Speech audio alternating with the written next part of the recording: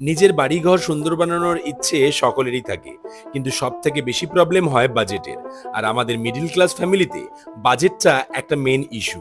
যে কোনো জিনিস করতে গেলে বাজেটটা যেন মাঝখানে বাধা হয়ে যায়। কিন্তু তাই বলে কি শখ পূরণ করব না? সেটা তো হয় না।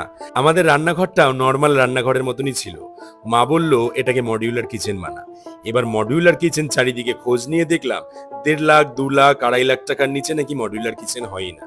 তাই অগত্যা উপায় না দেখেই বাড়িতে লোক ডেকেই মডিউলার কিচেন বানানো শুরু করলাম। হ্যাঁ, হয়তো একটু ঘরদোর নোংরা হয়, কিন্তু বাজেটটা অনেকটাই বাঁচে।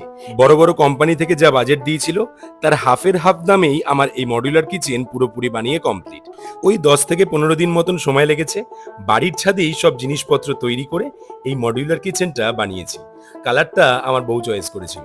যদিও এটাকে পুরোপুরি মডিউলার কিচেন বলে না, এটাকে সেমি মডিউলার কিচেন বলে, যার মধ্যে লাইটিং সিস্টেমও রয়েছে। আর লাইটটা জ্বালানোর পর কিচেনটা আরো সুন্দর লাগছে।